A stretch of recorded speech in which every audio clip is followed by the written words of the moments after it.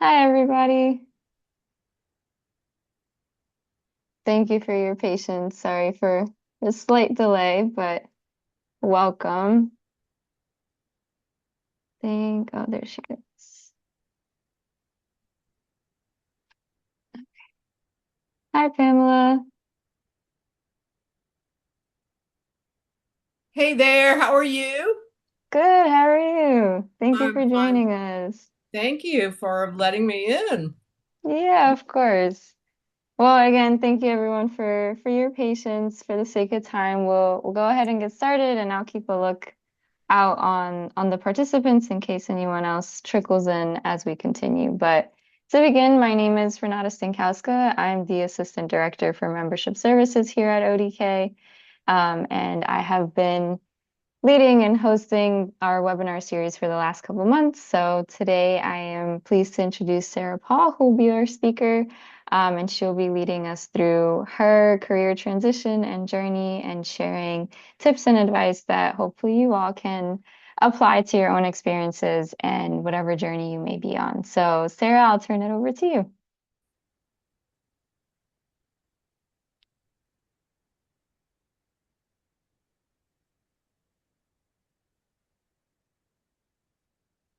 Sarah, can you hear me okay? Okay. Okay, there we Yeah, go. you broke up. Okay. Good afternoon, everyone. My name and thank you for joining this webinar without wasting much of our time. My name is Sarah Paul, and my profile is already out there. But currently, I'm a PhD candidate at the University of North Carolina, Charlotte. Studying public policy. I was once a banker. So the title for our webinar today is From Ledgers to Live Experience, Turning Professional Skills into Policy Impact. So I'm sharing my own journey. So you can always tweak it to like align with your where you're coming from and where you intend to go or where you see yourself or anywhere you want to pivot.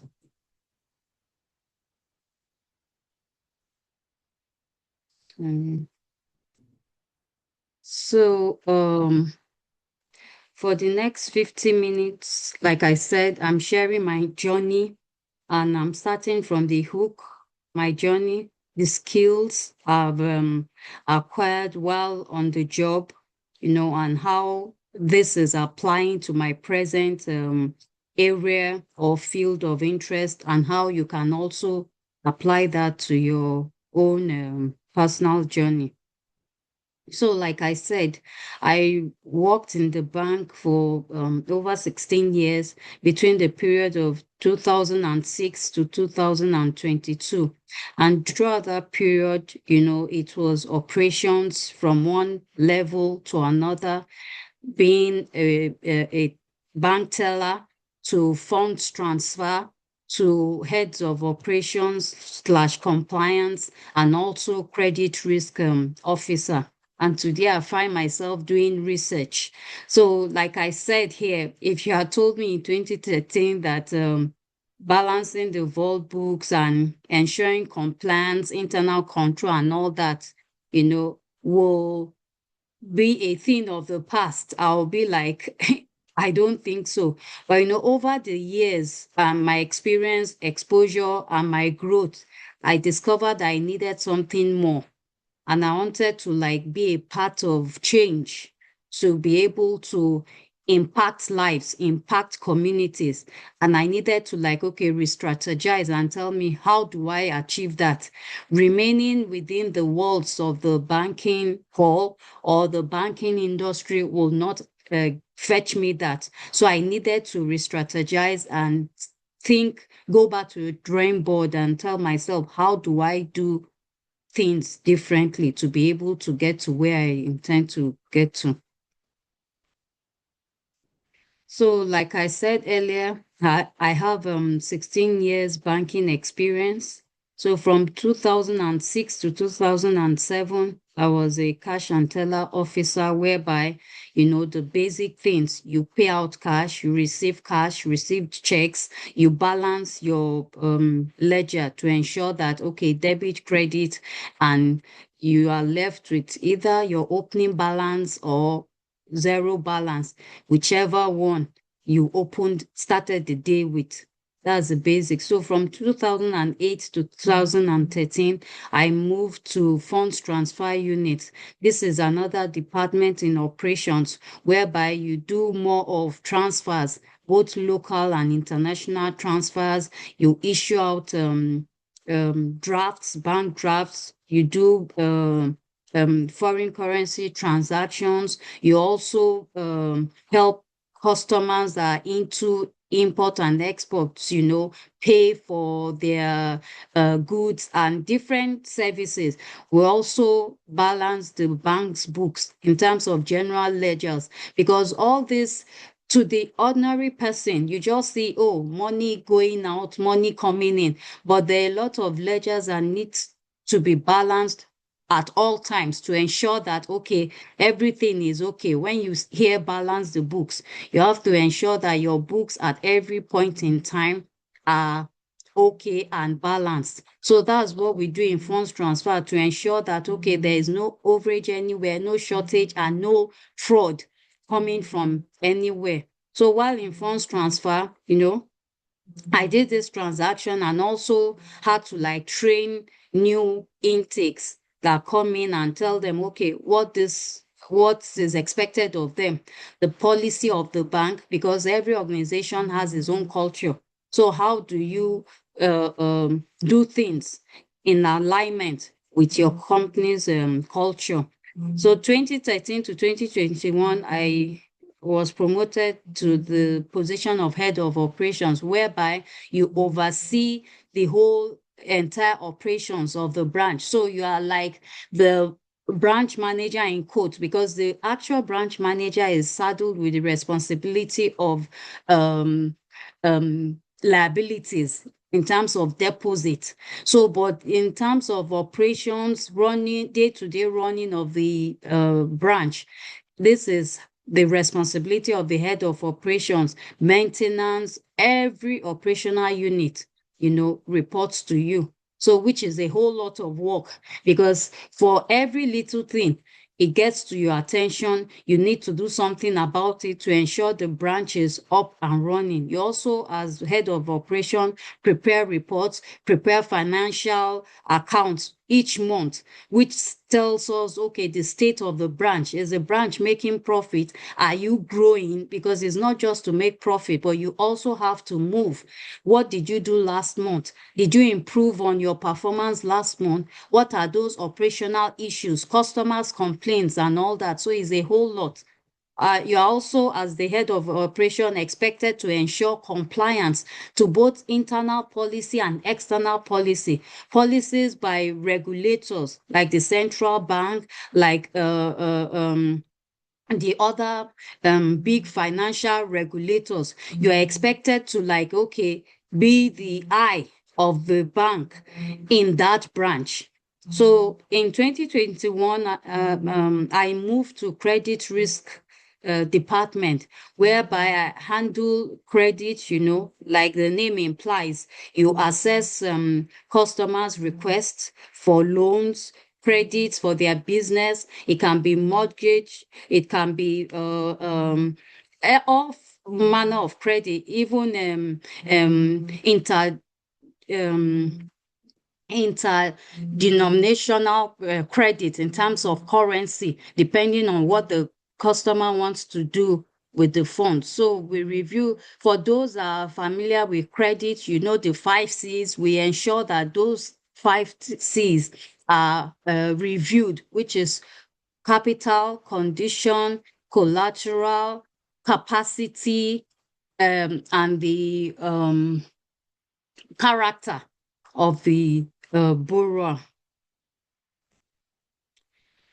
So, like I said earlier on, what made me look up from ledgers, like I said, I had a desire to do more, not just to, be in charge of operations and ensure compliance, but are like, okay, those that formulate these policies, they need to also look at it from different perspectives in terms of you don't just formulate policies and leave out the major stakeholders. You need to put into consideration the policy is meant for people. Okay, what are the feedbacks? Because this feedbacks helps you formulate policies that will work effectively. So I was like, no, I'm not getting that satisfaction in terms of fulfillment. Just sit down and being handed over policies, but I want to effect change. Now, like I said earlier on, I'm interested in social and health policies. Now, why social policies? As a supervisor, while in banking, I noticed how some employees struggle with juggling responsibilities in terms of family, in terms of the demanding nature of banking and other schedules. So some people struggle, some couldn't cope. They had to leave the job. But coming down to America, I discovered that, the financial sector is not too pressured, but it's the healthcare system. The healthcare system, the healthcare providers are so overwhelmed. COVID came and it exacerbated this challenge, whereby we can see that these healthcare providers are exposed to so much burnout. And that gave me concern that, okay, how do we look the way of these healthcare providers? What can we do? Because these are people that care for the sick. If we don't have their interest at heart, I know that there are a lot of policies on nurse burnout. My focus is on nurses because they make up a lot of percentage of the healthcare provider. So there are a lot of research out there on nurse burnout, but it seems as if little is done in terms of policy formulation that will help them. How do we churn out policies that will help them so that they will enjoy what they are doing in terms of providing care, which also is linked to the quality of service patients receive, the quality of healthcare services that is provided. If the healthcare providers are exposed to burnout, they are dissatisfied, they are leaving, then who will do the job? So that is where my passion stemmed from. And I was like, okay, I want to be part of the policy process. Now, before that, while in banking, I got an MBA with specialism in finance. I also did a certificate course in business analytics, and I'm currently doing my PhD in public policy. Some will ask, why public policy? Why am I changing completely from my banking? But public policy is interdisciplinary, and it helps to every sector has policy implications. So that's why I like this program, because it helps me to diversify and I can always fit in whichever sector I find myself. Policy is broad. So over to the next thing, knowing that I want to do policy, I needed to start off by how do I lay the foundation for what I intend to do. And I got admitted into the public policy program in University of North Carolina, Charlotte, which I'm almost rounding up my program. While at UNC, I joined the Urban Institute, where I worked on the National Zoning Atlas project. So I've been doing some urban research, urban and social research. I did a qualitative study whereby in Charlotte here, we kind of conducted interviews to seek people's opinion, tenants basically, opinions that live in corporate landlord housing, how is their experience and all that. And we got different feedback in terms of, complaints about maintenance, complain about the high cost of rental, complain about corporations or landlords not meeting living up to expectation. When signing the lease, you have so many promises, but by the time the lease is in progress, tenants don't get the required services they've been promised. It takes a while to get maintenance fixed and all that. So different kind of complaints. Some face eviction for one reason or the other, and that also kind of strengthened my desire and passion to say, okay, what can we do? Because these corporations are large, and we have little or no policies that support tenants in terms of rental.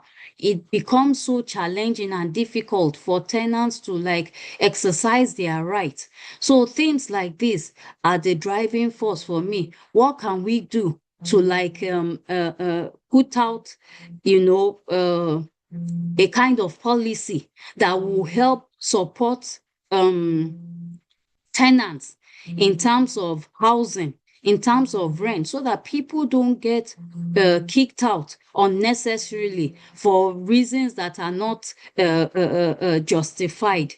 So I worked on the National Zoning Atlas project. This project has to do with zoning, whereby you code jurisdictions according to the kind of structures that are supposed to be in that environment. I also worked on cost analysis framework for Fayetteville violent crime prevention, whereby, okay, this community wanted us to build a cost analysis framework to check how crime, how the cost that is involved in terms of crime in that area, comparing it to other locations that are identical or similar to them in terms of population, in terms of their some particular characteristics.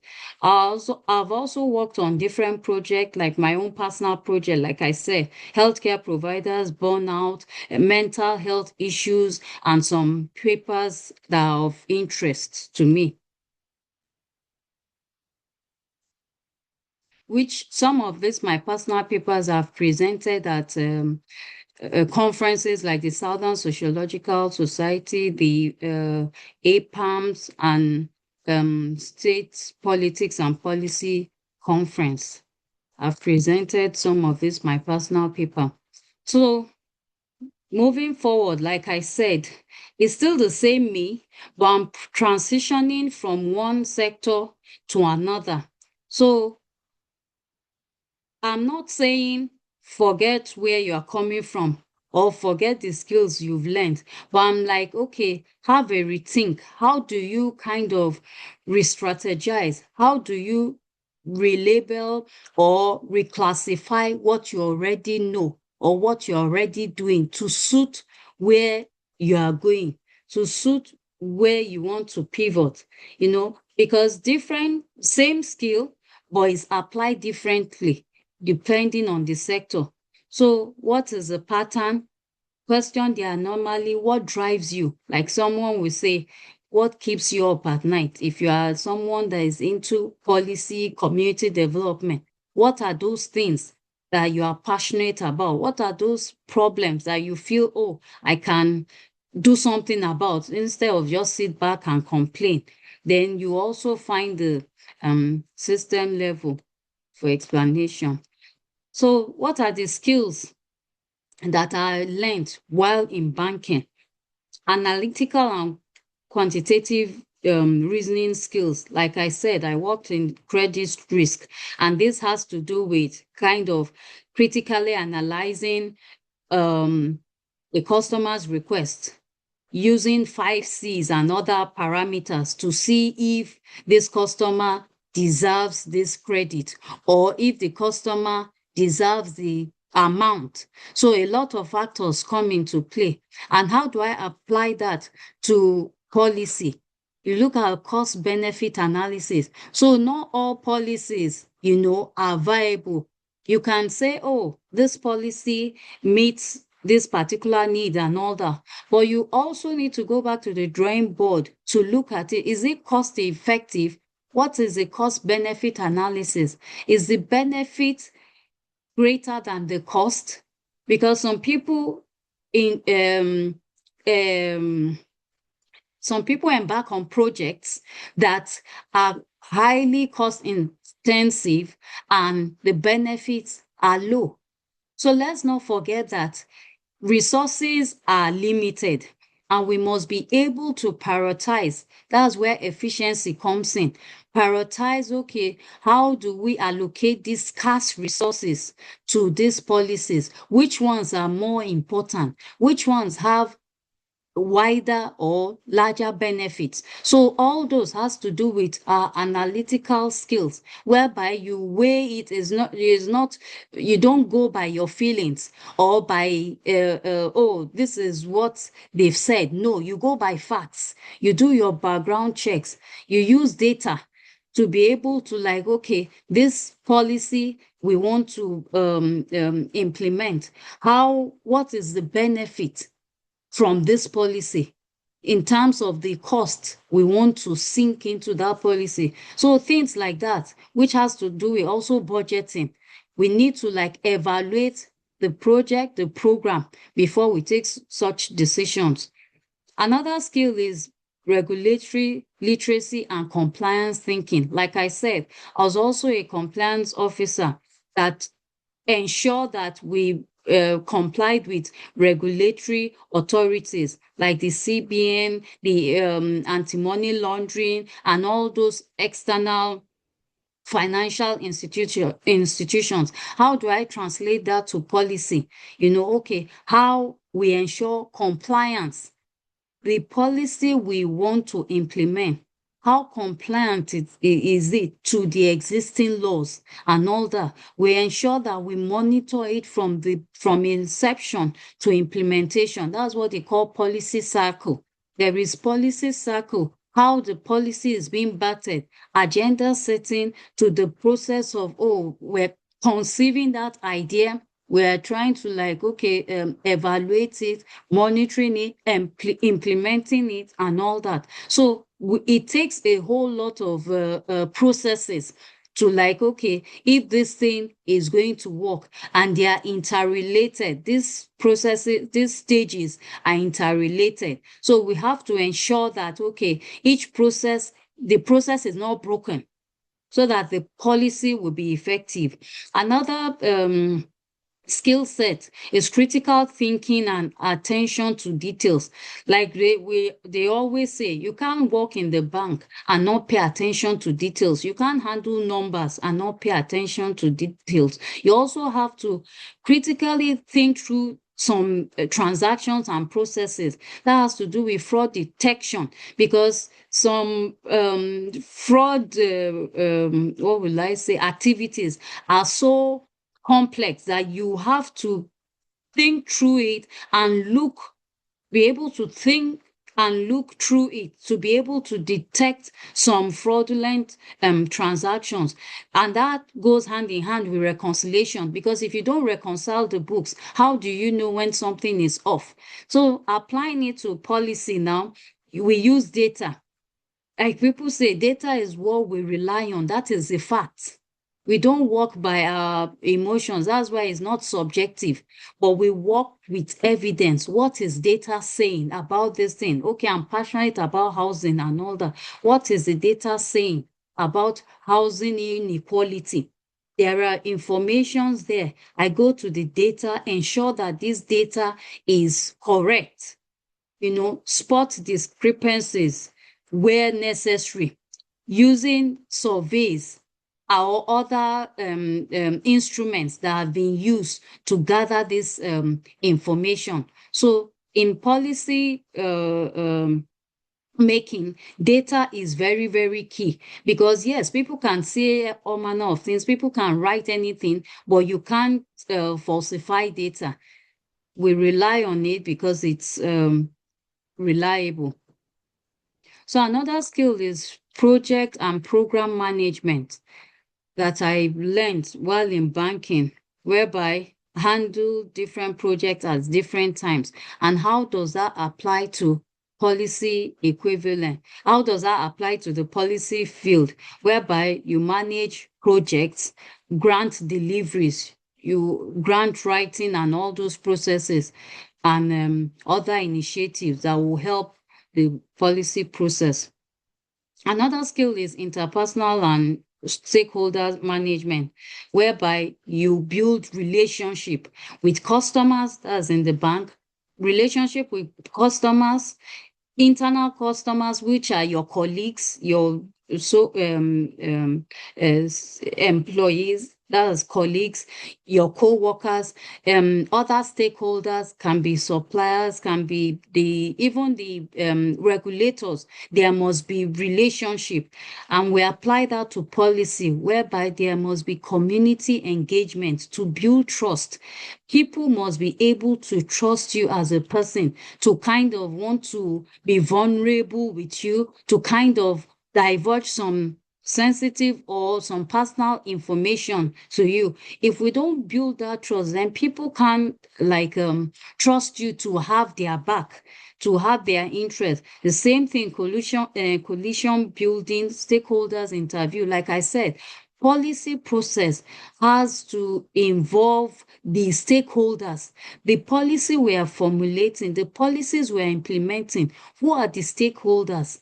They need to be involved from the beginning to know, because so that we can know how this thing will work, so that we can know, oh, if we're on the right track or not. That is what interpersonal relationship does.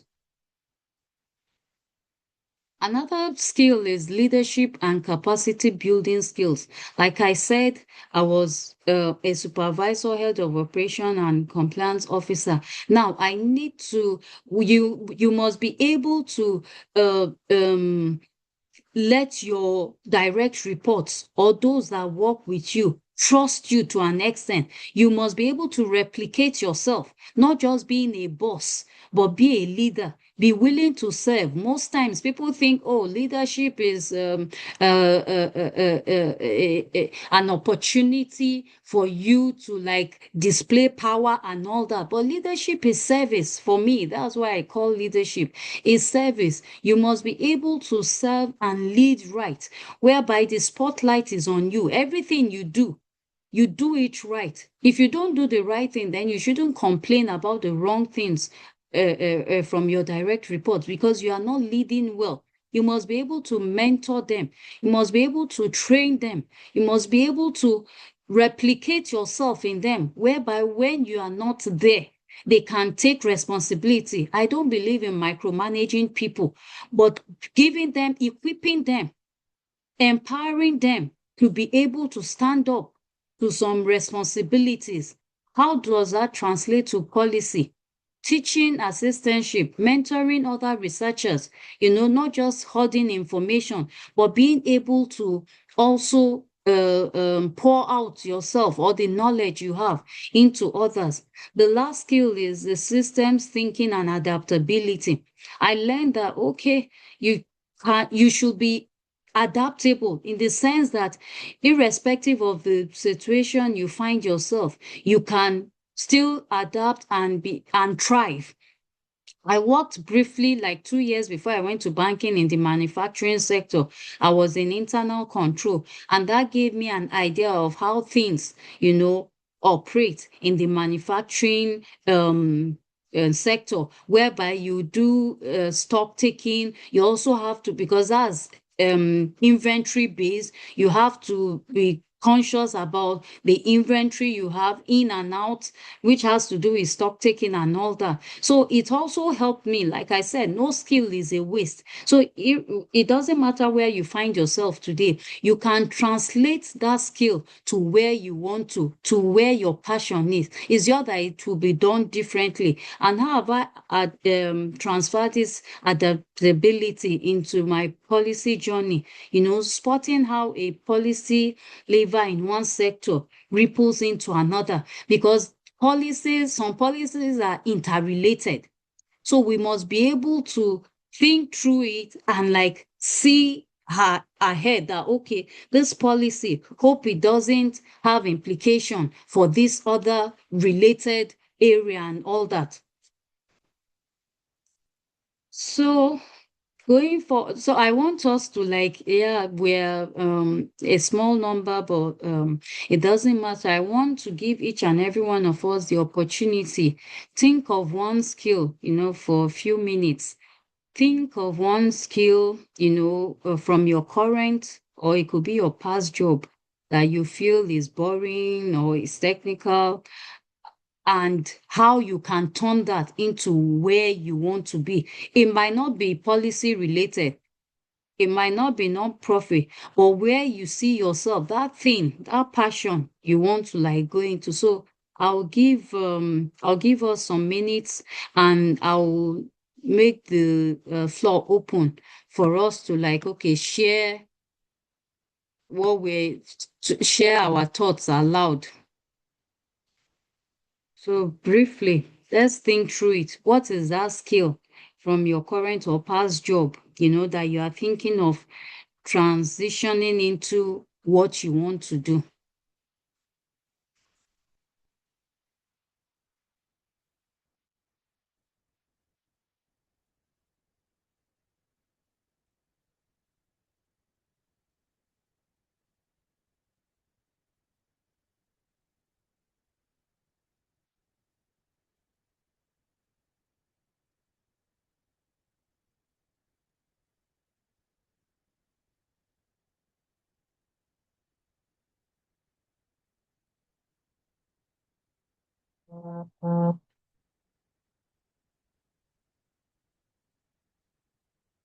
Okay, so John, you can unmute and share with us. You can share with us. Oh no, I was you asked about one skill, current or past, that's boring, and I'm telling you, data entry. As a as a Okay. as a leader, everything that we have, I put we need the stats, we need the reports, we need all of that, but you got to enter the data. So that's the reason I'm going to put it in. Yeah, yeah. So sorry, this is a question I should have asked earlier. So what sector are you in? I have a nonprofit, leadership and character development for mentoring high school and college kids, but also, CEO of construction company, design build firm. So we build small affordable housing here in New Orleans. Okay, affordable housing. That's nice. So I would love to connect with you because that's another passion of mine. Housing inequality, affordable housing and all that. Yeah. So you're already doing what you love to do, I believe. Yes. Yes. Yeah, because if you are on your own and you are doing that, I believe if you're on your own, then you are doing what you want to do because you're not working for anyone. Is that correct? Yes, yes, yeah, yeah. I'm older, so I did 22 years in the Marine Corps. So Wow. when I got out, I taught high school for 3 years. I like the mentoring aspect of the next generation, and I like the money aspect of building on my own. So Yeah, yeah, yeah. At times we make decisions when we're much younger revolving money because really we need the money. But as one gets older, you'll be like, oh, even with the money, I don't get the satisfaction, I don't get the fulfillment. I want to do something else. And that's what drives different people to different areas. Thank you for sharing. Any other person? Any other person? Joseph, you want to share? Sure, absolutely. So, my answer might be a little bit different as I just graduated undergraduate a couple months ago. So, I'm still very new in the professional space, but my interest is actually in public policy. And I interned this Really? past summer in Congress in DC, and I've worked a lot on the academic side, researching different policy issues. And so I'd say the skill to translate here is that translation of you're turning these 60-page research papers, which no policymaker has time or ability to want to read, and have to turn it into some actionable policy memo. And so I think that skill that is maybe boring but is really worthwhile and fulfilling is that translation. Yeah, yeah, because someone has to do that job. And I like the fact you say it's fulfilling, so which also has to do with something you're passionate about. If not, you won't get fulfillment. You might just do it for the sake of doing it, but you're not rewarding yourself for it. Thank you for sharing. What about Pam? This is so funny because it all seems to be tying together. So I am in the clean water industry, and I am transitioning from like director of communications and marketing and that sort of thing to being the political liaison. So making sure that I'm writing for a more specific audience. I'll also be doing some customer relations and that kind of thing. But um, it's Dion mentioned being older. There's no way he's as old as I am, but um, we're located in Greenville, South Carolina, and housing affordability is definitely something that's on our minds, and we want to stay ahead of things, but we want to make sure that um, our legislators understand that when we are making decisions to raise our rates, they're made with the I guess to quote the Bible, the least of these in mind. Those people for whom um, you don't want to impact their the things that they have to pay for in life. So we're just really excited to be at this meeting. I don't know that I really wrote anything during my 5 minutes, but I was enjoying listening to you, and I appreciate this opportunity. Thank you. Thank you so much. I appreciate everyone. I like the fact that one way or the other we are connected in terms of policy from Dion to Joseph, we're all kind of policy inclined. And like I said, policy is in everything, whether healthcare, environmental, water, education, name it. Policy is in everything. So someone will say, "Oh, public policy." No, it's broad and it is interdisciplinary, irrespective of your background or your discipline. It accommodates everyone. So I appreciate everyone for sharing.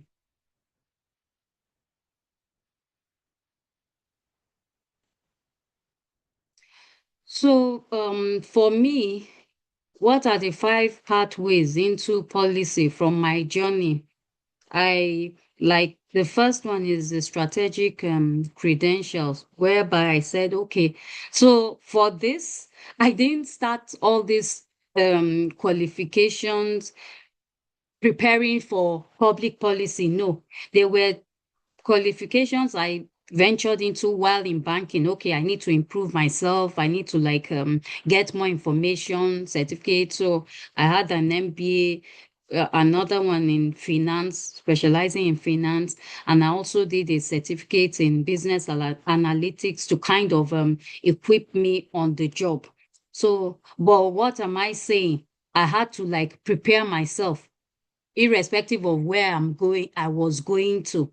The next thing is volunteering and community. Now, this started when I came over here no, even before I came over here, I'm very passionate about community service.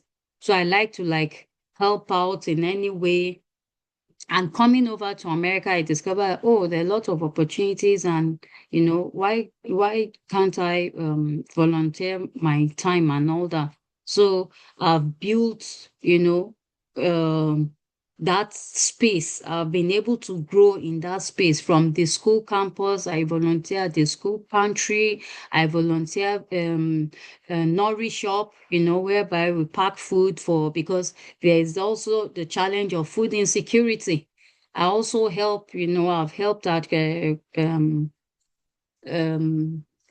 ministry whereby we pack used clothes for those that need. So name it. If you are passionate about people, there is always a need to meet.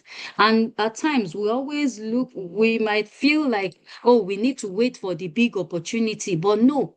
We can start from somewhere. Like I started my first year at the school pantry, go to pantry, volunteer, help pack food and all that, how you support people in whichever way. So the third pathway is my assistantship and apprenticeship, like building myself in that policy space and preparing myself.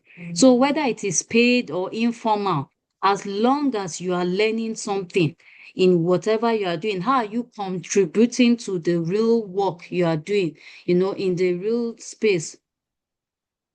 So how are you contributing, in that space? Because whether we like it or not, we can't rule out the benefit of experience in whatever we do. You just don't want to be somebody that, oh, you can talk the talk, but you can't walk the walk. Like Joseph said, turning those policies into actionable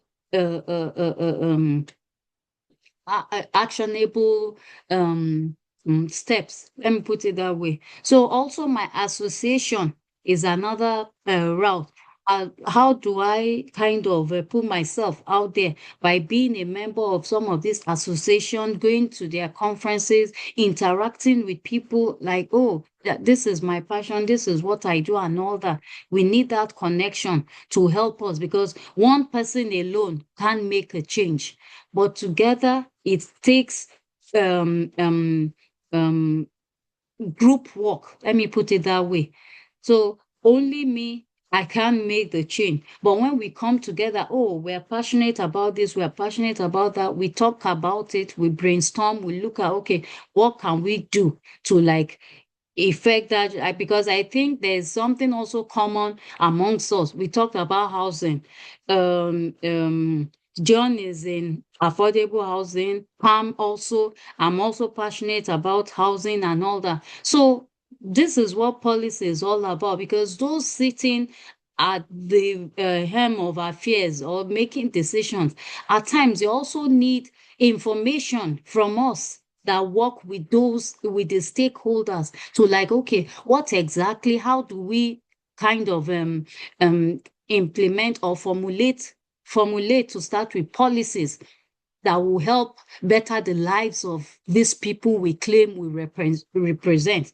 Like I said, when I did that qualitative study in Charlotte, it opened my eyes to the fact that, oh, there are very few policies, and if they are, they are not effective, that speak up for tenants' rights. And that's why you see corporations just, they review rents anyhow. There is no control, because policies are not in place to regulate them. And everything, they just exploit the ordinary individual, because there is no document that will kind of support or favor them. So, but if we stand up to this, no, tenants' rights must be protected. You can't just stand up and for the little reason you issue eviction notice. You can't just stand up. You owe every tenant the right to quick maintenance. If you've promised, oh, when your water is out, or for example, your air conditioner is broken, oh, within 24 hours it will be fixed and all that, then they should have that. But not just put that on paper and you don't do that. And because you are not held accountable for it, they do anything they like. And tenants complain, part of their feedback, that every lease renewal, it comes with an increment. And the increment is not even fixed. The increment can be like $200. The next time, $500. Nobody is regulating anything. So we need to like identify those issues that that kind of bother us, that make us not to sleep at night, and come together in groups and see what we can do. Most times people believe it, or people do more of talking without action. But if we don't take action, nothing will be done. Everything will remain the way it is. So these are my 5 pathways into my policy journey. So, like I said, what it looks like for me, my volunteering and community service. Like currently, I volunteer at the African think tank. I'm a program manager for Thrive, whereby we hold quarterly workshop to empower Africans in diaspora, empower them, transform them, equip them with resources that will help them, live better lives. For those that are in career, that want to grow their career, for those that are entrepreneurs, we kind of see how we can link them up to resources that will help them. For those that are struggling with their finances, don't know how to, we provide them with financial education, because that's another big thing, so that you don't fall into the trap of, oh, huge debt, high credit, you don't know how to manage finances and all that. So all those resources, trying to help people live better lives. Like I said earlier, community service. I volunteer as a food pantry, join the housing justice, some of their committee meeting and all that. And like I said earlier on, my assistantship at the Urban Institute. So that's why I'm also exposed to some of the housing, some of those housing strategies and all that. So I'm my association. So, like I said, from these 5 pathways that I've put out there, this is my own personal journey and story. Which one, as a listener, do you think realistically you can start within the next 30 days? Like I said, if you want to pivot, at times we feel, oh, how do I go about this? You don't need to wait until you take giant steps. Little steps. You can break it down. Okay, how do I start? As long as we start, you will get there. But if you overthink it, you feel, oh, it's a whole lot, I can't handle it and all that. So I don't know. You can think aloud, you can say it if you want. Which of these steps do you think realistically you want to start? Anybody can answer.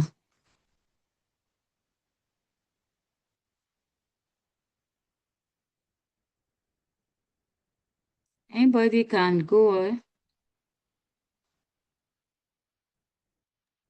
You were asking about the 5 pathways if we could realistically start in the next 30 days. That's what you're asking us? Yeah, so for you, I want you to tailor it to yourself. And if there's anyone I've omitted, that they apply to me, that we can also learn from many of you. Oh yeah. I was just wondering because as far as building, um everything I'm doing now is basically, according to safety and codes. So being able to get to this point, yeah, I have 7 state licenses and certifications. Trust me, it's the science of Wow. it, and my artistic vision of doing it. It's real narrow according to the science of safety and cleanliness and craftsmanship. So Yeah. Yeah. Yeah. No, you are not transitioning. You're already in your space, and you're already owning that space. Because something you do over the years, becomes a part of you. Thank you for sharing. Joseph, do you have anything? I think about the credentials piece. I think that's become a lot more important it recently, just with a lot of I'm experiencing this now. A lot of quote unquote entry level jobs still want you to have a master's degree or 5 different certifications, things like that, where credentials in a formal sense are very important now. But on the other hand, I think they're much more accessible than ever. You don't need to go to a school and attend full time in person to get it. You can get a LinkedIn certificate on something. You can get a lot of certificates online through other platforms and places, and sometimes even for way cheaper or for free. And I think that's opened it up a little bit, but there's still a lot more reliance on these credentials. Yeah, that was something I thought of too when I was preparing this. Yeah, the way the world is now, it's a global village, so you can learn anything anywhere, yeah, as long as you can defend it. But it's just unfortunate that most employers will still put pressure on the credentials because some people have credentials, but they can't defend it. So why don't you allow the employee prove him or herself by the experience doing the job? So may I believe less on credentials, and like you said, them even entry level asking for masters. I feel that's too much, but well, it is what it is. How many contribution? No, I'm just 2 weeks into my into my job, and I'm getting ready to leave for 3 weeks. So I'm kind of Right. I'm I, I'm going to Europe for the eclipse, but I'm kind of sticking a pause in all this for a little bit, but I am trying to align other things that I'm doing. So this coming year, I'm in the junior league, and I'm in the we call it IDEA, but it's the uh, DEI committee. So excited about working in that space, and because I live in a very diverse community, and I want to be able to address the things that we're looking at for that. So, and then just coincidentally, I'm also doing Guess Who's Coming to Dinner, the play in September. And so I spent yesterday with the folks at the African American Cultural Center where we're doing that play. So I'm kind of just, making sure that I'm trying to think about everybody, and something I was at the other day talked about who's being left out of the room. So I want to make sure that I'm um, not leaving anybody out of any conversation or any group. Thank you for sharing. So to round up, like I said, 3 things to remember from this talk. Our skills, are not vocabulary, not a cage. Don't know that whatever skills we have, they are transferable. It's just that you apply them differently in whichever sector you are pivoting. And like I said, pivot is many small moves. Let's keep moving. As long as we're not stagnant or waiting for those big moves, you can start from anywhere, depending on where you see yourself. You start before you feel ready. I know this applies to a lot of us. We always want to be ready, ready, ready. Well, we will never be ready. So you can start anywhere. So in conclusion, I didn't leave the ledger behind. I learned to read it differently. And I love to see what you also can build in your own experience. So thank you for sticking with me. That's my LinkedIn. Oh, sorry. That's my LinkedIn information over here.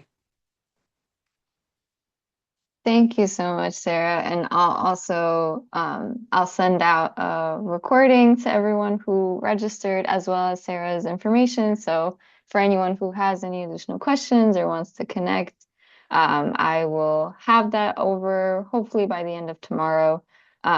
So keep a lookout for that. But again, thank you so much, Sarah. We really appreciate your time and you sharing your wisdom. And thank you everyone for participating, sharing your own experiences. It sounded like there was a lot of overlap in interests and things that you all have going on. So definitely try to keep up those connections, whether on your LinkedIn, or ODK also has a group LinkedIn. So definitely check that out to seek out other members that you may have things in common with or want to learn more about. So keep an eye out for the post email that I will send out shortly, and for upcoming webinars, you will see one for next month. So thank you so much, Sarah, and thank you everyone for joining. I hope you all have a wonderful rest of your day. Thank you so much. Thank you, everyone. Thank you. Thank Bye-bye. you. Appreciate your time.